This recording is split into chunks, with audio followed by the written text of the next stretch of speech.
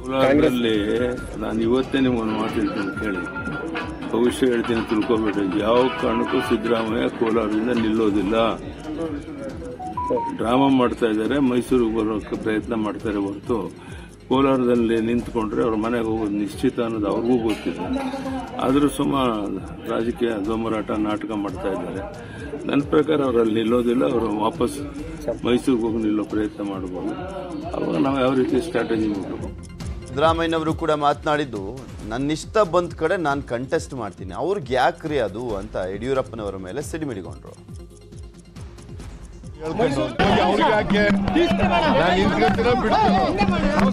ಅವ್ರಿಗೆ ಯಾಕೆ ಸಂಬಂಧ ಇದು? ಅಯ್ಯೋ ಪಾಪ ಹೇಳ್ಕೊಂಡು ಅವ್ರಿಗೆ ಯಾಕೆ?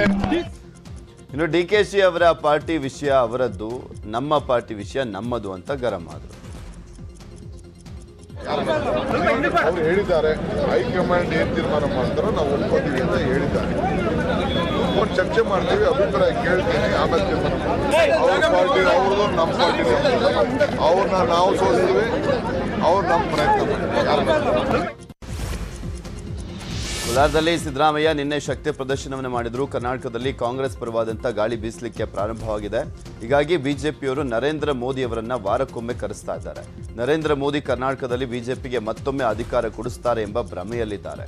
ಮೋದಿ 100 ಬಾರಿ ಬಂದರೂ ಕೂಡ ಕಾಂಗ್ರೆಸ್ ಅಧಿಕಾರಕ್ಕೆ ಬರುವುದನ್ನು ತಡೆಯುವುದಕ್ಕೆ ಆಗೋದಿಲ್ಲ. ಇದು ಸೂರ್ಯ ಚಂದ್ರ ಇರುವಷ್ಟೇ ಸತ್ಯ ಅಂತ ಸಿದ್ದರಾಮಯ್ಯನವರು ಹೇಳಿದರು. ಕರ್ನಾಟಕದಲ್ಲಿ ಕಾಂಗ್ರೆಸ್ ಪರವಾದಂಥ ಗಾಳಿ ಬೀಸಲಿಕ್ಕೆ ಪ್ರಾರಂಭವಾಗಿದೆ. ಭಾರತೀಯ ಜನತಾ ಪಕ್ಷದವರು ಅದಕ್ಕಾಗಿ ಎದುರುಕೊಂಡು ನರೇಂದ್ರ ಮೋದಿ ಅವರನ್ನ ವಾರಕ್ಕೊಮ್ಮೆ ಕರೆಸಲಿಕ್ಕೆ ಪ್ರಾರಂಭ ಮಾಡಿದ್ದಾರೆ. ಯಾಕಂದ್ರೆ ಅವರು ಬಂಡವಾಳ ನರೇಂದ್ರ ಮೋದಿ ಅವರೇ, ಬೇರೆ ಯಾರೂ ಇಲ್ಲ. ನರೇಂದ್ರ ಮೋದಿ ಅವರು ಕರ್ನಾಟಕದಲ್ಲಿ ನಮಗೆ ಮತ್ತೆ ಅಧಿಕಾರವನ್ನು ಕೊಡಿಸ್ತಾರೆ ಅಂತಕ್ಕಂಥ ಭ್ರಮೆನಲ್ಲಿ ಭಾರತೀಯ ಜನತಾ ಪಕ್ಷದವರು ಇದ್ದಾರೆ. ನರೇಂದ್ರ ಮೋದಿ ಅವರು, ಅಮಿತ್ ಶಾ ಅವರು 100 ಬಾರಿ ಕರ್ನಾಟಕಕ್ಕೆ ಬಂದು ಬಿಜೆಪಿ ಪರ ಕ್ಯಾಂಪೇನ್ ಮಾಡಿದ್ರು ಕೂಡ ಕಾಂಗ್ರೆಸ್ ಪಕ್ಷ ಪೂರ್ವದಲ್ಲಿ ಸೂರ್ಯ ಹುಟ್ಟದು ಎಷ್ಟು ಸತ್ಯನೋ ಅಧಿಕಾರಕ್ಕೆ ಬರಲು ಅಷ್ಟೇ ಸತ್ಯ ಅಂತಕ್ಕಂಥ ಮಾತುಗಳನ್ನು ಹೇಳಲಿಕ್ಕೆ ಬಯಸ್ತಾ ಇದ್ದೇನೆ.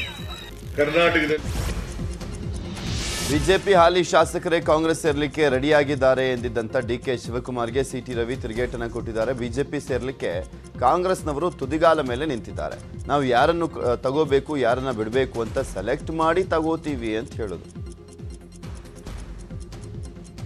ತುದಿಗಾಲಲ್ಲೇ ಬಹಳ ಜನ ಕಾಂಗ್ರೆಸ್ನವ್ರು ಇದ್ದಾರೆ. ನಾವು ಸೆಲೆಕ್ಟ್ ಮಾಡಿ ಯಾರನ್ನು ತಗೋಬೇಕು, ಯಾರನ್ನು ಬಿಡಬೇಕು ಅಂತ ನೋಡಿ ಸೆಲೆಕ್ಟ್ ಮಾಡಿ ತಗೊಳ್ತೀವಿ. ಒಂದು ಕಾಂಗ್ರೆಸ್ ಮುಳುಗ್ತಿರೋ ಹಡಗು. ತುದಿಗಾಲಲ್ಲೇ ಬಹಳ ಜನ ಕಾಂಗ್ರೆಸ್ನವ್ರು ಇದ್ದಾರೆ. ನಾವು ಸೆಲೆಕ್ಟ್ ಮಾಡಿ ಯಾರನ್ನು ತಗೋಬೇಕು, ಯಾರನ್ನು. ಬಿಜೆಪಿ ವಿರುದ್ಧ ಪ್ರತಿಭಟನೆಯನ್ನು ಮಾಡ್ತಾ ಇರುವಂಥ ಕಾಂಗ್ರೆಸ್ಗೆ ಸಚಿವ ಸುಧಾಕರ್ ಟಾಂಗನ್ನು ಕೊಟ್ಟಿದ್ದಾರೆ. ಕಾಂಗ್ರೆಸ್ ಭ್ರಷ್ಟಾಚಾರದ ಗಂಗೋತ್ರಿ ಅಂತ ಆರೋಪಿಸಿದ್ರು. ಇನ್ನು ಕ್ರೈಮ್ ರೇಟ್ ಜಾಸ್ತಿ ಆಗಿದ್ದೆ ಕಾಂಗ್ರೆಸ್ ಕಾಲದಲ್ಲಿ ಅಂತ ಕಿಡಿಕಾರಿದ್ರು. ಸುಧಾಕರ್ ಆರೋಪಕ್ಕೆ ಸಿದ್ದರಾಮಯ್ಯ ಕೂಡ ಟಾಂಗನ್ನು ಕೊಟ್ಟಿದ್ದಾರೆ. ವರ್ಸ್ಟ್ ವುಮೆನ್ ಸೇಫ್ಟಿಯಲ್ಲಿ ನೋಡಿ ನಿಮ್ಮ ನಿರ್ವಹಣೆ ಹೇಗಿದೆ ಅಂತ. ಕಾನೂನು ಸುವ್ಯವಸ್ಥೆ 983 ಎಕರೆನ ರೀಡು ಅಂತ ಮಾಡಿಬಿಟ್ರಿ. ಮತ್ತು ನಮ್ಮ ಪ್ರೈಮ್ ಮಿನಿಸ್ಟರ್ ಪ್ರೋಗ್ರಾಮ್ ರೀ, ಪ್ರೈಮ್ ಮಿನಿಸ್ಟರ್ ಆವಾಸ್ ಯೋಜನೆ, ಬಡವ್ರಿಗೆ ಮನೆ ಕಟ್ಕೊಡೋ ಯೋಜನೆ, ಅದರಲ್ಲಿ 250 ಕೋಟಿ ಸ್ಕ್ಯಾಮ್ ಮಾಡಿದ್ರು. 50,000 ಬಡವ್ರಿಗೆ ಮನೆಗಳು ಕಟ್ಕೊಡೋದು. ಅದರಲ್ಲಿ ಏನ್ ಮಾಡಿದ್ರು, 43 ಪ್ಯಾಕೇಜ್ ಮಾಡಿ 10 ಕಾಂಟ್ರಾಕ್ಟರ್ ಸೆಲೆಕ್ಟ್ ಮಾಡ್ಕೊಂಡ್ಬಿಟ್ರು. 10 ಕಾಂಟ್ರಾಕ್ಟರ್ ನೋಡಪ್ಪ ನೀವೇ ಮಾಡ್ಬೇಕಿತ್ತು. ಅದರಲ್ಲಿ ಕೆಲವ್ರು ನೋಡ್ತೀರಾ ವರ್ಕ್ ಎಕ್ಸ್ಪೀರಿಯನ್ಸೇ ಇಲ್ಲ, ಅರ್ಹತೆನೇ ಇಲ್ಲ. ಅರ್ಹತೆ ಇಲ್ದಿರೋರಿಗೆ ಟೆಂಡರ್ ಕೊಟ್ಟಿದ್ದೀರಿ, ವರ್ಕ್ಸ್ ಮಾಡಿಸಿದಿರಿ, ಆ ಬಡವ್ರನ್ನ ಬಿಟ್ಟಿಲ್ಲ. KTTP ಆಕ್ಟ್ ವಿರುದ್ಧವಾಗಿ ವೈಲೇಟ್ ಮಾಡಿದಿರಿ. ಸೊ 50,000 ಮನೆಗಳು 2,500 ಕೋಟಿ ಕೊಟ್ಟಿರೋದು ಪ್ರೈಮ್ ಮಿನಿಸ್ಟರ್ ಆವಾಸ್ ಯೋಜನೆಗೆ ಸೆಂಟ್ರಲ್ ಗವರ್ಮೆಂಟ್. ಅದರಲ್ಲಿ ನೀವೇನ್ ಮಾಡಿದಿರಿ, 250 ಕೋಟಿಯಷ್ಟು ಕರಪ್ಷನ್. ಅದಕ್ಕೆ ನಮ್ಮ ಮುಖ್ಯಮಂತ್ರಿಗಳು ಬಹಳ ಚೆನ್ನಾಗಿ ಹೇಳ್ತಾರೆ, ಕಾಂಗ್ರೆಸ್ ಅಂದ್ರೆ ಭ್ರಷ್ಟಾಚಾರದ ಗಂಗೋತ್ರಿ ಅಂತ ಹೇಳಿದ್ದಾರೆ. ಬಹಳ ಚೆನ್ನಾಗಿ ವ್ಯಾಖ್ಯಾನ ಮಾಡಿ. ತನಿಖೆ ಮಾಡಿಸಿ. ಸುಧಾಕರ್ ಎಲ್ಲಿದ್ರು? ನಿಮ್ಮಲ್ಲಿ ಕಾಂಗ್ರೆಸ್ ಅಲ್ಲಿ ಇದ್ರು. ಮತ್ತೆ ಅಲ್ಲಿ ಹೋಗ್ಬಿಟ್ಟ ತಕ್ಷಣ ಹೊಗಳಿದ್ರೆ ಬಿಜೆಪಿ ಹೊಗಳಿದ್ರೆ ನಂಬ್ಕೋಬೇಕಾ? ಕೊರೋನಾ ಬಂದಾಗ ಔಷಧಿನಲ್ಲಿ ಭ್ರಷ್ಟಾಚಾರ ಮಾಡಿದವ್ರು ಯಾರು? ಯಾರ್ರೀ? ಯಾವ ಇಲಾಖೆನಲ್ಲಿ ಮಾಡಿ? ಯಾವ ಇಲಾಖೆನಲ್ಲಿ? ಸಚಿವ ಸುನಿಲ್ ಕುಮಾರ್ ವಿರುದ್ಧ ಶ್ರೀರಾಮ ಸೇನೆ ಅಧ್ಯಕ್ಷ ಪ್ರಮೋದ್ ಮುತಾಲಿಕ್ ಸಿಡಿದಿದ್ದಾರೆ. ಕಾರ್ಕಳ ಕ್ಷೇತ್ರದಲ್ಲಿ ಸುನಿಲ್ ಕುಮಾರ್ ವಿರುದ್ಧ ಸ್ಪರ್ಧಿಸುವುದಾಗಿ ಹೇಳಿದ್ದಾರೆ. ಅವರನ್ನ ನಾನು ಶಿಷ್ಯ ಅಂತ ಹೇಳಲಿಕ್ಕೆ ಹಿಂದೇಟನ್ನು ಹಾಕ್ತೇನೆ. ನಿಮಗೆ ಭ್ರಮ ನಿರಸನ ಆಗಿದೆ, ನೀವು ದಾರಿ ತಪ್ಪಿದ್ದೀರಿ. ನಿಜವಾದಂಥ ಪ್ರಾಮಾಣಿಕತೆ ಇದ್ರೆ ನೀವು ಕ್ಷೇತ್ರ ತ್ಯಾಗ ಮಾಡಿ ಅಂತ ಎಚ್ಚರಿಕೆಯನ್ನು ಕೊಟ್ಟಿದ್ದಾರೆ. ಪೀಠದ ಮೂಲಕ ಒಂದು ಮೇಲೆ ಬಂದಂತಹ ವ್ಯಕ್ತಿ ಒಬ್ಬ ಶಾಸಕರಾದರು. ಇನ್ನು ಕಾರ್ಕಳದಲ್ಲಿ ಉನ್ನತಿ ಆಗುತ್ತೆ, ಕಾರ್ಕಳದ ಒಂದು ಯೋಗ್ಯವಾದಂತಹ ಹಿಂದೂ ಕಾರ್ಯಕರ್ತರ ನಿರ್ಮಾಣ ಆಗತ್ತೆ, ಹಿಂದುತ್ವ ಒಂದು ವೈಭವದಿಂದ ಬರುತ್ತೆ ಅಂತನ್ನುವಂಥದ್ದು ಆಶಯ ಇಟ್ಟುಕೊಂಡು ನನಗೆ ಅವತ್ತಿನ ದಿನದಲ್ಲಿ ನನಗೆ ಗೌರವ ಇತ್ತು, ಅವತ್ತಿನ ನನಗೆ ಆನಂದ ಇತ್ತು. ಆದರೆ ಬರ್ತಾ ಬರ್ತಾ ಬರ್ತಾ ಇಲ್ಲಿ ಇವತ್ತಿನ ತನಕ ನೋಡಿದರೆ ಭ್ರಮ ನಿರಸನ ಆಯಿತು, ಎಲ್ಲೋ ದಾರಿ ತಪ್ಪಿದ್ದಾರೆ. ಹಾಗಾಗಿ ಗುರು ಶಿಷ್ಯರಿಗೆ ಶಿಷ್ಯನ ತಿದ್ದಬೇಕಾಗಿದೆ. ದಾರಿ ತಪ್ಪಿಸ್ಬೇಡಿ, ಸಿದ್ಧಾಂತ ಮರಿಬೇಡಿ, ಕಾರ್ಯಕರ್ತರನ್ನು ಮರಿಬೇಡಿ ಅನ್ನುವಂಥ ದೃಷ್ಟಿಕೋನದಿಂದ ಒಮ್ಮೆ ಅವರಿಗೆ ಬುದ್ಧಿ ಕಲಿಸೋಗೋಸ್ಕರ, ದಾರಿಗೆ ತರೋಗೋಸ್ಕರ ನನ್ನ ಸ್ಪರ್ಧೆ ಇದೆ. ದತ್ತಪೀಠದ ಮೂಲಕ ಒಂದು ಮೇಲೆ ಬಂದಂಥ ವ್ಯಕ್ತಿ ಒಬ್ಬ ಶಾಸಕರಾದರು. ಇನ್ನು ಕಾರ್ಕಳದಲ್ಲಿ ಉನ್ನತಿ ಆಗುತ್ತೆ, ಕಾರ್ಕಳದ ಒಂದು ಯೋಗ್ಯವಾದಂಥ ಹಿಂದೂ ಕಾರ್ಯಕರ್ತರ ನಿರ್ಮಾಣ ಆಗತ್ತೆ, ಹಿಂದುತ್ವ ಒಂದು ವೈಭವದಿಂದ ಬರುತ್ತೆ ಅಂತನ್ನುವಂಥದ್ದು ಆಶಯ ಇಟ್ಟುಕೊಂಡು ನನಗೆ ಅವತ್ತಿನ ದಿನದಲ್ಲಿ ನನಗೆ ಗೌರವ ಇತ್ತು, ಅವತ್ತಿನ ನನಗೆ ಆನಂದ ಇತ್ತು. ಆದರೆ ಬರ್ತಾ ಬರ್ತಾ ಬರ್ತಾ ಇಲ್ಲಿ ಇವತ್ತಿನ ತನಕ ನೋಡಿದರೆ ಭ್ರಮ ನಿರಸನ ಆಯಿತು, ಎಲ್ಲೋ ದಾರಿ ತಪ್ಪಿದ್ದಾರೆ. ಆರೋಗ್ಯ ಸಚಿವ ಸುಧಾಕರ್ ಕ್ಷೇತ್ರ ಚಿಕ್ಕಬಳ್ಳಾಪುರದಲ್ಲಿ ಕಾಂಗ್ರೆಸ್ ರಣಕಹಳೆಯನ್ನು ಮುಳುಗಿಸಿದೆ. ನಿನ್ನೆ ಕಾಂಗ್ರೆಸ್ ಬೃಹತ್ ಪ್ರಜಾಧ್ವನಿ ಕಾರ್ಯಕ್ರಮವನ್ನು ಹಮ್ಮಿಕೊಂಡಿತ್ತು. ಈ ವೇಳೆ ಮಾತನಾಡಿದಂಥ ಮಾಜಿ ಸಿಎಂ ಸಿದ್ದರಾಮಯ್ಯ ಸುಧಾಕರ್ ವಿರುದ್ಧ ನೇರ ವಾಗ್ದಾಳಿಯನ್ನು ಮಾಡಿದರು. ಸುಧಾಕರ್ ಡಾಕ್ಟರ್ ಎಲ್ ಮಾಡಿದ್ದಾನೋ ಗೊತ್ತಿಲ್ಲ, ಓದಿದ್ದಾನೋ ಅಥವಾ ಕಾಪಿ ಹೊಡೆದಿದ್ದಾನೋ ಗೊತ್ತಿಲ್ಲ ಅಂತ ಲೇವಡಿ ಮಾಡಿದರು. ಇನ್ನು ಡಿಕೆಶಿ ಸಹ ಸುಧಾಕರ್ ವಿರುದ್ಧ ಕಿಡಿಕಾರಿದರು. ನಮ್ಮ ಸರ್ಕಾರದ ಮೇಲೆ, ನಮ್ಮ ಮಂತ್ರಿಗಳ ಮೇಲೆ, ನಮ್ಮ ಪಕ್ಷದ ಮೇಲೆ ಆರೋಪ ಮಾಡಿದ್ದಾರೆ. ಜಾರ್ಜ್ ಅವರು ವೈಟ್ ಟಾಪಿಂಗ್ ನಲ್ಲಿ ದುಡ್ಡು ಮಾಡಿದ್ದಾರೆ. ಸಿದ್ದರಾಮಯ್ಯನವರು ರೀಟು ಅದೇನ್ ಡಾಕ್ಟರ್ ಎಲ್ಲಿ ಓದದ್ನ ಗೊತ್ತಿಲ್ಲಪ್ಪ ನನಗೆ. ಓದಿದನೋ ಕಾಪಿ ಮಾಡಿದನೋ ನನಗಂತೂ ಗೊತ್ತಿಲ್ಲ. ಕೋವಿಡ್ ಸಂದರ್ಭದಲ್ಲಿ ಏನ್ರಿ ಬೆಡ್ ಸ್ಕ್ಯಾಮ್ ಅಂತ ನಾನು ಹೇಳಿದ್ದೇನ್ರಿ. Bed scam 1,000 bed 10,000 bed ಹಾಕ್ಬಿಟ್ರು.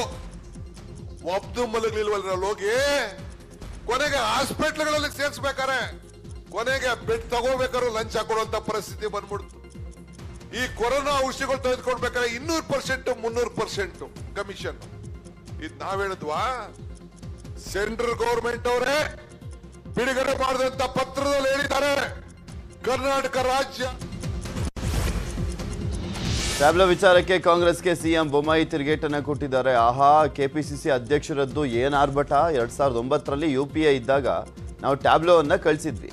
ಆಗ ಕಾಂಗ್ರೆಸ್ ಸರ್ಕಾರ ನಮ್ಮ ಟ್ಯಾಬ್ಲೋ ಪ್ರದರ್ಶನ ಮಾಡಲಿಲ್ಲ, ಆಗ ನಾವೇನು ಒತ್ತಡ ಹಾಕಿರಲಿಲ್ಲ ಅಂತ ಸಿಎಂ ಹೇಳಿದರು. ಸನ್ಮಾನ್ಯ ಕೆಪಿಸಿಸಿ ಅಧ್ಯಕ್ಷರು ಭಾಳ ಏನು ಆರ್ಭಟ, ಅನ್ಯಾಯ ಅಂತ. 2009ರಲ್ಲಿ UPA ಸರ್ಕಾರ ಇತ್ತು, ಶಬ್ದಚಿತ್ರ ಕಳಿಸಿಕೊಟ್ಟಿದ್ದು, ನಿರಾಕರಣೆ ಮಾಡಿದ್ದು. ಆವಾಗ ಇವ್ರು ಯಾರು ಮೇಲೆ ಒತ್ತಡ ಹೇರಿ ಅವ್ರದ್ದೇ ಸರ್ಕಾರ ಇತ್ತು, ಶಬ್ದಚಿತ್ರವನ್ನು ಮಾಡ್ಬೋದಾಗಿತ್ತು. ಕರ್ನಾಟಕದ ಬಗ್ಗೆ ಅಷ್ಟು ಸ್ವಾಭಿಮಾನ ಇದೆ, ಮಾಡಲಿಲ್ಲ, ಶಬ್ದಚಿತ್ರನೇ ಬರಲಿಲ್ಲ. ಅದಾದಮೇಲೆ ಕಂಟಿನ್ಯೂಸ್ ಆಗಿ 14 ವರ್ಷ ಬಂದಿದೆ. ಕಳೆದ ಬಾರಿ ಪ್ರಶಸ್ತಿ ಸಿಕ್ಕವ್ರಿಗೆ ಬೇರೆಯವ್ರ ಅವಕಾಶ ಕೊಡಬೇಕನ್ನೋಂಥ ವಿಚಾರ ಅಷ್ಟೇ ಇತ್ತು. ಆದಾಗ್ಯೂ ನಾನು ರಕ್ಷಣಾ ಸಚಿವರಿಗೆ ಮಾತನಾಡಿದೆ, ನಮ್ಮ ಕೇಂದ್ರ ಸಚಿವರು ಜೋಶಿಯವರು ಕೂಡ ಮಾತಾಡಿದರು. ಈಗ ಶಬ್ದಚಿತ್ರ ಅನುಮತಿಯನ್ನು ಕೊಟ್ಟಿದ್ದಾರೆ. ಮತ್ತು ಕೇವಲ 8 ದಿವಸದಲ್ಲಿ ಶಬ್ದಚಿತ್ರವನ್ನು ತಯಾರು ಮಾಡಿ, ನಾರಿ ಶಕ್ತಿ ಅನ್ನುವಂಥ ವಿಚಾರದಲ್ಲಿ ತಯಾರು ಮಾಡಿ. ಇನ್ನು ಕರ್ತವ್ಯ ಪಥದಲ್ಲಿ ಪ್ರದರ್ಶನಕ್ಕೆ ಕರ್ನಾಟಕ ಟ್ಯಾಬ್ಲೋ ಸಿದ್ಧವಾಗಿದೆ. ನಾರಿ ಶಕ್ತಿ ಪರಿಕಲ್ಪನೆಯಲ್ಲಿ ಟ್ಯಾಬ್ಲೋವನ್ನು ರೆಡಿ ಮಾಡಲಾಗಿದ್ದು ಎಲ್ಲರ ಗಮನ ಸೆಳೀತಾ ಇದೆ. ರೆಬಲ್ ಸ್ಟಾರ್ ಅಂಬರೀಶ್ ಪುತ್ರ ಅಭಿಷೇಕ್ ರಾಜಕೀಯಕ್ಕೆ ಬರುವಂತ ಸಾಧ್ಯತೆ ದಟ್ಟವಾಗ್ತಾ ಇದೆ. ಮಂಡ್ಯ ಕ್ಷೇತ್ರದಿಂದ ಅಭಿಷೇಕ್ ಸ್ಪರ್ಧಿಸುವಂತ ಸಾಧ್ಯತೆ ಇದೆ ಅಂತ ಹೇಳಲಾಗ್ತಾ ಇದೆ. ಅಭಿಷೇಕ್ ಅಥವಾ ಸುಮಲತಾ ಮಂಡ್ಯ ಅಥವಾ ಮದ್ದೂರಿನಿಂದ ಎಲೆಕ್ಷನ್ಗೆ ನಿಲ್ಲಬೇಕೆಂಬ ಒತ್ತಡ ಹೆಚ್ಚಾಗಿದೆ. ಈ ನಡುವೆ ಬಿಜೆಪಿಯಿಂದ BL ಸಂತೋಷ್ ಮಂಡ್ಯ ಗೆಲ್ಲೋದಕ್ಕೆ ಭರ್ಜರಿ ಪ್ಲಾನ್ ಅನ್ನು ಮಾಡ್ತಾ ಇದ್ದಾರೆ ಎಂಬ ಸುದ್ದಿಯೂ ಕೂಡ ಇದೆ. ಇದರ ಬಗ್ಗೆ ಮಾತನಾಡಿದಂತ ಸುಮಲತಾ ಯಾವ ಸಭೆಯೂ ಕೂಡ ನಡೆದಿಲ್ಲ ಅಂತ ಹೇಳಿದ್ರು. ನೋಡಿ, ಬೆಂಬಲಿಗರ ಸಭೆ ಅನ್ನೋದು ಅವರವರ ಒಂದು ಚರ್ಚೆಗೆ ಮಾಡ್ತಾ ಇರುವಂಥ ವಿಷಯ. ನನ್ನನ್ನು ಅಥವಾ ಅಭಿಷೇಕ್ನ ಒಂದು 2-3 ವರ್ಷಗಳಿಂದನೂ ಅವರು ರಾಜಕಾರಣಕ್ಕೆ ಬನ್ನಿ ಅನ್ನೋ ಒಂದು ನಿಟ್ಟಿನಲ್ಲಿ ಮಾತುಕತೆ ಅವರು ಒಂದು ಬೇಡಿಕೆ ಅನ್ನೋ ರೀತಿಯಲ್ಲಿ ಮಾಡ್ತಾನೆ ಇದ್ದಾರೆ. ಅದರ ಬಗ್ಗೆ ನಾನು ಇನ್ನೂ ಯಾವುದೇ ಒಂದು ನಿರ್ಧಾರ ತಗೊಂಡಿಲ್ಲ, ಅದು ನಿಜ. ಇನ್ನು ಇದೇ ವೇಳೆ ಸ್ಪರ್ಧೆ ಕುರಿತ ನಿಖಿಲ್ ಕುಮಾರಸ್ವಾಮಿ ಹೇಳಿಕೆಗೆ ಕಿಡಿಕಾರಿರುವಂತ ಸುಮಲತಾ ಅವರ ಹೇಳಿಕೆ ನೋಡಿ ನಗು ಬಂತು, ಇದು ಇಮ್ಮೆಚೂರ್ ಅಂತ ಹೇಳಿದ್ರು. ಮೊನ್ನೆ ಅಷ್ಟೇ ಇಲ್ಲಿ ಸ್ಪರ್ಧೆ ಮಾಡಿದವರು ಮತ್ತೆ ಮಂಡ್ಯದಲ್ಲಿ ಸ್ಪರ್ಧೆ ಮಾಡ್ತೀನಿ ಅಂತ ಹೇಳಿಬಿಟ್ಟು ಆಗಲೇ ರಾಮನಗರದಿಂದ ಸ್ಪರ್ಧೆಗೆ ರೆಡಿ ಆಗ್ತಿರೋದು ಯಾರು? ಅದು ನಿಮ್ಮ ಮುಂದೆ ಇದೆ. ಆಮೇಲೆ ನನ್ನ ಚುನಾವಣೆ 3.5 ವರ್ಷ ಹಿಂದೆ ನಾನು ಮೊನ್ನೆ ಅಷ್ಟೇ ನಿಮ್ಗೆ ಹೇಳಿದೆ, ನಾನು ಮಂಡ್ಯದಿಂದನೇ ರಾಜಕೀಯಕ್ಕೆ ಬರ್ತೀನಿ, ರಾಜಕೀಯ ಮಾಡಿದ್ರೆ ಮಂಡ್ಯದಿಂದಲೇ ಅಂತ ನಾನು ಸ್ಪಷ್ಟವಾಗಿ ಹೇಳಿದ್ದೀನಿ. ಆವತ್ತೇ ನನಗೆ ಬೆಂಗಳೂರಿಂದ ನಿಂತ್ಕೊಳ್ಳಿ ಅನ್ನೋ ಆಫರ್ನ ನಾನು ಬಿಟ್ಟು, ನನ್ನ ಹತ್ರ ಏನೂ ಇಲ್ಲ, ನಾನು ಮಂಡ್ಯ ಎಲೆಕ್ಷನ್ ಯಾವ ರೀತಿ ನಾನು ಫೈಟ್ ಮಾಡಬೇಕು ಅನ್ನೋವಂಥ ಒಂದು ವಿಷಯ ನನಗೆ ಗೊತ್ತಿರಲಿಲ್ಲ. ಗೆಲ್ತೀನೋ ಸೋಲ್ತೀನೋ ಅದು ಆಮೇಲೆ. ಇದರ ಮಧ್ಯೆ ಮಂಡ್ಯದ ಗೌಡಗೆರೆಯ ಮಹದೇಶ್ವರ ದೇವಾಲಯದ ಉದ್ಘಾಟನೆ ವೇಳೆ ಸುಮಲತಾ ಎದುರೇ ಗಲಾಟೆ ನಡೆದಿದೆ. ಜೆಡಿಎಸ್ ಕಾಂಗ್ರೆಸ್ ಕಾರ್ಯಕರ್ತರು ಕೈ ಮಿಲಾಯಿಸಿದ್ದಾರೆ. ಪೋಸ್ಟರ್ಗಳಲ್ಲಿ ಜೆಡಿಎಸ್ನವರ ಫೋಟೋ ಹಾಕಿಲ್ಲ, ಕೇವಲ ಕಾಂಗ್ರೆಸ್ ನಾಯಕರ ಹಾಗೂ ಸುಮಲತಾ ಫೋಟೋ ಹಾಕಿದ್ದೀರಿ ಅಂತ ಜೆಡಿಎಸ್ ಕಾರ್ಯಕರ್ತರು ಕಿರಿಕ್ ಮಾಡಿದ್ರು. ಕಾರ್ಯಕರ್ತರ ನಡುವೆ ಕಿತ್ತಾಟ ನಡೆದಿದ್ದಕ್ಕೆ ಸುಮಲತಾ ವೇದಿಕೆಯಿಂದ ಕೆಳಗಿಳಿದರು.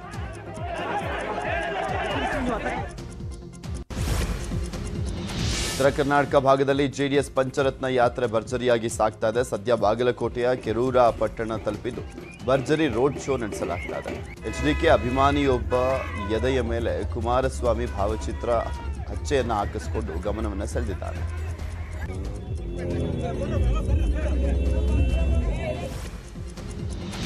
ರಾಜ್ಯ ಸರ್ಕಾರಿ ಸಾರಿಗೆ ಇಂದು ಸ್ತಬ್ಧ ಆಗುತ್ತಾ? ರಾಜ್ಯದಾದ್ಯಂತ ಸಾರಿಗೆ ನೌಕರರಿಂದ ಧರಣಿ ವೇತನ ಹೆಚ್ಚಳ ಸೇರಿದಂತೆ ವಿವಿಧ ಬೇಡಿಕೆಗಳಿಗೆ ಆಗ್ರಹಿಸಲಾಗ್ತಾ ಇದೆ. ಬೆಂಗಳೂರಿನ ಫ್ರೀಡಂ ಪಾರ್ಕ್ನಲ್ಲಿ ಧರಣಿ ವಿಭಾಗೀಯ ಕಚೇರಿಗಳ ಮುಂದೆ ಪ್ರೊಟೆಸ್ಟ್. BMTC KSRTC ಬಸ್ ಸಂಚಾರ ವ್ಯತ್ಯಯ ಸಾಧ್ಯತೆ. ಮನೆ ಬೀಗ ಮುರಿದು ಮನೆಯಲ್ಲಿದ್ದಂಥ ಸುಮಾರು 1 kgಗೂ ಹೆಚ್ಚು ಚಿನ್ನವನ್ನು ಕದ್ದು ಕಳ್ಳರು ಎಸ್ಕೇಪ್ ಆಗಿದ್ದಾರೆ. ಈ ಘಟನೆ ಮಂಡ್ಯ ಜಿಲ್ಲೆಯ ಮದ್ದೂರಿನ ಸೋಮನಹಳ್ಳಿಯಲ್ಲಿ ನಡೆದಿದೆ. ಲೋಲಾಕ್ಷಮ್ಮ ಎಂಬುವರ ಮನೆಯಲ್ಲಿ ದರೋಡೆ ಆಗಿದೆ. ವಿಷಯ ತಿಳಿದು ಸ್ಥಳಕ್ಕೆ ಬಂದು ಮದ್ದೂರು ಪೊಲೀಸರು ಪರಿಶೀಲನೆಯನ್ನು ನಡೆಸಿದರು. ಚಾಮರಾಜನಗರ ತಾಲೂಕಿನ ಕಾಡಂಚಿನಲ್ಲಿ ಗ್ರಾಮಗಳಲ್ಲಿ ಕಾಡಾನೆಗಳ ಹಾವಳಿ ಹೆಚ್ಚಾಗಿದ್ದು, ಇದರಿಂದ ಬೇಸತ್ತಂತ ಲಿಂಗನಪುರ ಗ್ರಾಮಸ್ಥರು ರಸ್ತೆ ತಡೆಯನ್ನು ನಡೆಸಿ ಪ್ರತಿಭಟನೆಯನ್ನು ಮಾಡಿದರು. ಕಳೆದ 1 ವಾರದಿಂದ ಚನ್ನಪ್ಪಪುರ, ಅರಕಲವಾಡಿ, ಲಿಂಗನಪುರ ಸುತ್ತಮುತ್ತ ಕಾಡಾನೆಗಳ ಹಾವಳಿ ಹೆಚ್ಚಾಗಿದೆ.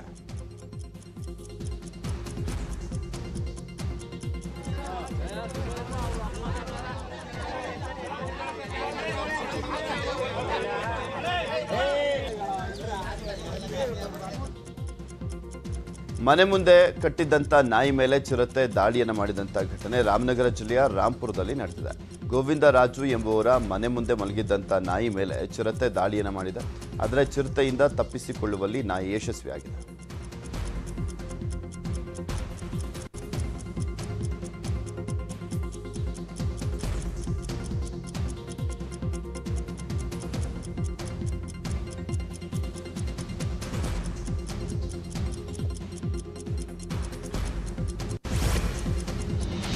NEP ಪದ್ಧತಿ ಶಿಕ್ಷಣ ನೆಪವೊಡ್ಡಿ ರಾಜ್ಯದಲ್ಲಿ ಸಂಜೆ ಇಂಜಿನಿಯರಿಂಗ್ ಕಾಲೇಜು ಬಂದ್ಗೆ ಸರ್ಕಾರ ಮುಂದಾಗಿದೆ. ಇದರಿಂದ ಕೆಲಸ ಮಾಡ್ತಾ ಓದುವಂಥ ಸಾವಿರಾರು ಎಂಜಿನಿಯರಿಂಗ್ ವಿದ್ಯಾರ್ಥಿಗಳಿಗೆ ಸಂಕಷ್ಟ ಎದುರಾಗಿದೆ. CET ಪರೀಕ್ಷೆ ಪ್ರತ್ಯೇಕ ರ್ಯಾಂಕಿಂಗ್, ಡಾಕ್ಯುಮೆಂಟ್ ವೆರಿಫಿಕೇಷನ್ ಮಾಡಿ ಕೌನ್ಸಿಲಿಂಗ್ ಮಾಡದೆ KEA ಮೌನವನ್ನು ವಹಿಸಿದೆ.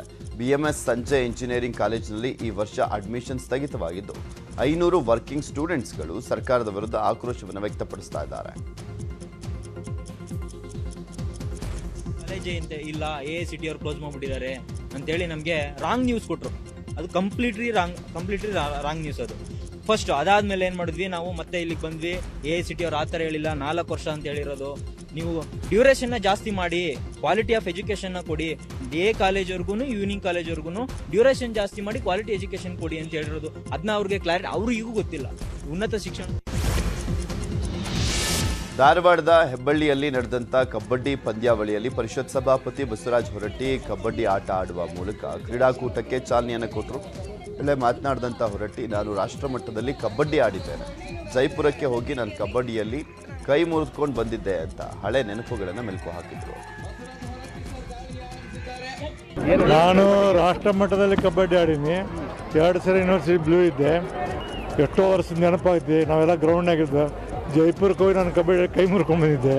ಇಷ್ಟೆಲ್ಲ ಒಂದು ಉತ್ತಮ ಈಗ ಈ ವ್ಯವಸ್ಥೆ ಇದೆ ನಮ್ಗೆ. ಆವಾಗ ಬರೀ ಮಣ್ಣಾಗ ಸುಣ್ಣದಗೇರಿ ಇದು. ಜಟ್ಕಾ ಕುದುರೆ ಹತ್ತಿ ಪ್ಯಾಟೆಗೆ ಹೋಗೋಮ್ಮ ಹಾಡಿಗೆ ಕೇಂದ್ರ ಸಚಿವ ಪ್ರಹ್ಲಾದ್ ಜೋಶಿ ಹೆಜ್ಜೆಯನ್ನು ಹಾಕಿದ್ದಾರೆ. ಹುಬ್ಬಳ್ಳಿಯಲ್ಲಿ ನಡೆದಂಥ ಅಂತಾರಾಷ್ಟ್ರೀಯ ಗಾಳಿಪಟ ಉತ್ಸವ ಕಾರ್ಯಕ್ರಮದಲ್ಲಿ ಭಾಗಿಯಾಗಿದ್ದಂಥ ಜೋಶಿ ಗಜಪತಿ ಗರ್ಭಭಂಗ ಚಿತ್ರದ ಹಾಡಿಗೆ ಸಖತ್ ಸ್ಟೆಪ್ ಅನ್ನು ಹಾಕಿ ಎಲ್ಲರ ಗಮನ ಸೆಳೆದರು.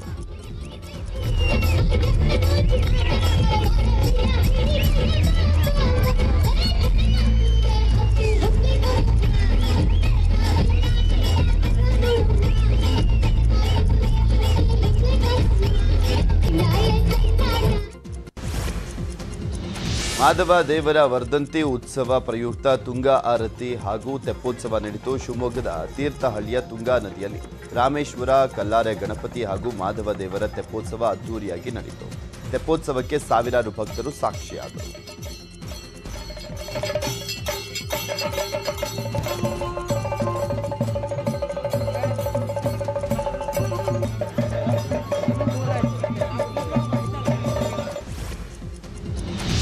ಬೆಳಗಾವಿ ಜಿಲ್ಲೆಯ ಚಿಕ್ಕೋಡಿ ತಾಲೂಕಿನ ಯಕ್ಷಂಬ ಪಟ್ಟಣದ ಬೀರೇಶ್ವರ ಜಾತ್ರೆ ಅದ್ದೂರಿಯಾಗಿ ನೆರವೇರಿದೆ.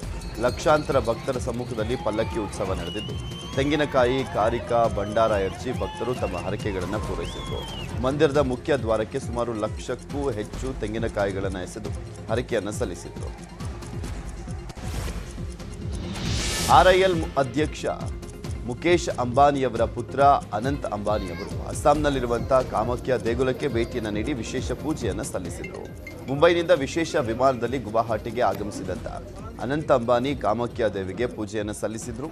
4 ದಿನಗಳ ಹಿಂದಷ್ಟೇ ರಾಧಿಕಾ ಮರ್ಚೆಂಟ್ ಅವರ ಜೊತೆ ಅನಂತ್ ಅಂಬಾನಿಯವರ ಮದುವೆಯ ನಿಶ್ಚಿತಾರ್ಥ ನಡೆದಿತ್ತು.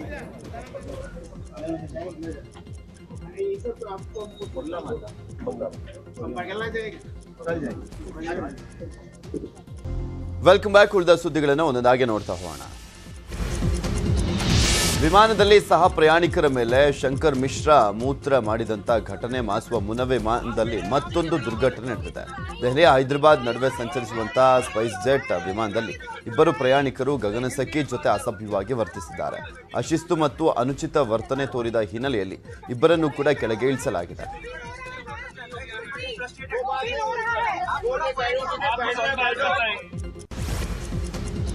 ಹಿಜಾಬ್ ವಿವಾದ ಕುರಿತ ವಿಚಾರಣೆಗೆ ತ್ರಿಸದಸ್ಯ ಪೀಠ ಸ್ಥಾಪಿಸಲಿಕ್ಕೆ ಪರಿಗಣಿಸುವುದಾಗಿ ಸುಪ್ರೀಂ ಕೋರ್ಟ್ ಹೇಳಿದೆ. ಈ ಹಿಂದೆ ಸುಪ್ರೀಂನಲ್ಲಿ ಹಿಜಾಬ್ ವಿವಾದ ಕುರಿತು ವಿಭಜಿತ ತೀರ್ಪು ಬಂದಿತ್ತು.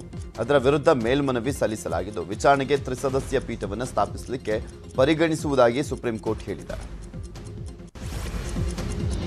ಭಾರತದ ಮೋಸ್ಟ್ ಎಲಿಜಿಬಲ್ ಬ್ಯಾಚುಲರ್ ಎಂದು ಕರೆಸಿಕೊಳ್ಳುವಂತ ಕಾಂಗ್ರೆಸ್ ನಾಯಕ ರಾಹುಲ್ ಗಾಂಧಿ ಸೂಕ್ತ ಹುಡುಗಿ ಸಿಕ್ಕಾಗ ಮದುವೆ ಆಗ್ತೇನೆ ಅಂತ ಹೇಳಿದ್ದಾರೆ.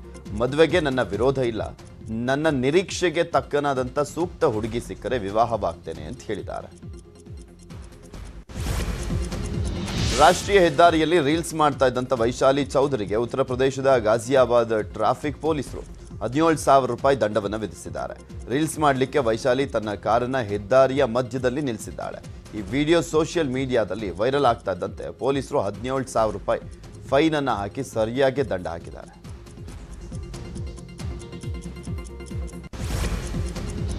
ತಮಿಳುನಾಡಿನಲ್ಲಿ ಜಲ್ಲಿಕಟ್ಟು ಸ್ಪರ್ಧೆಗೆ ಒಂದೇ ವಾರದಲ್ಲಿ 3 ಸಾವನ್ನಪ್ಪಿದ್ದಾರೆ. ವೇಪನಪಲ್ಲಿಯಲ್ಲಿ 72 ವರ್ಷದ ರಾಜಿ ಮತ್ತು 11 ವರ್ಷದ ಪವನ್ ಕುಮಾರ್ ಸಾವನ್ನಪ್ಪಿದ್ದಾರೆ.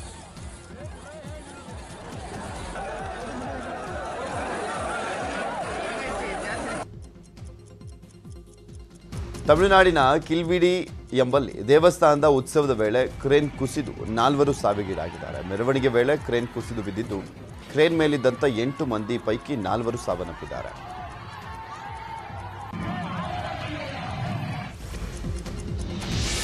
ಆರ್ಥಿಕ ದಿವಾಳಿಯಾಗಿರುವಂಥ ಪಾಕಿಸ್ತಾನಕ್ಕೆ ಇದೀಗ ಕರೆಂಟ್ ಶಾಕ್ ಆಗಿದೆ. ನ್ಯಾಷನಲ್ ಗ್ರಿಡ್ ಫ್ರೀಕ್ವೆನ್ಸಿ ಸಿಸ್ಟಮ್ಗೆ ತೊಂದರೆಯಾಗಿದೆ. 90% ಪ್ರದೇಶದಲ್ಲಿ ವಿದ್ಯುತ್ ಶಕ್ತಿ ಟೀಮ್ ಇಂಡಿಯಾದ ಸ್ಟಾರ್ ಆಟಗಾರ ಕೆಎಲ್ ರಾಹುಲ್ ಮತ್ತು ಬಾಲಿವುಡ್ ನಟಿ ಅತಿಯಾ ಶೆಟ್ಟಿ ದಾಂಪತ್ಯ ಜೀವನಕ್ಕೆ ಕಾಲಿಟ್ಟಿದ್ದಾರೆ. ಮುಂಬೈನ ಕಂಡಲಾದಲ್ಲಿರುವಂತಹ ನಟ ಸುನಿಲ್ ಶೆಟ್ಟಿ ಅವರ ಫಾರ್ಮ್ ಹೌಸ್ನಲ್ಲಿ ಅದ್ದೂರಿಯಾಗಿ ಮದುವೆ ನಡೆಯಿತು.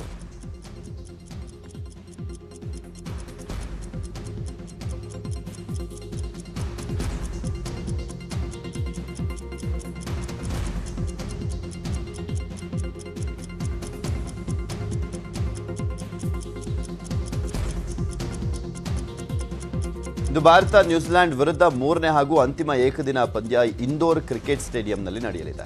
ಈ ಪಂದ್ಯವನ್ನು ಭಾರತ ಗೆದ್ದರೆ ಐಸಿಸಿ ಏಕದಿನ ರ್ಯಾಂಕಿಂಗ್ನಲ್ಲಿ ನಂಬರ್ 1 ಪಟ್ಟಕ್ಕೇರಲಿದೆ.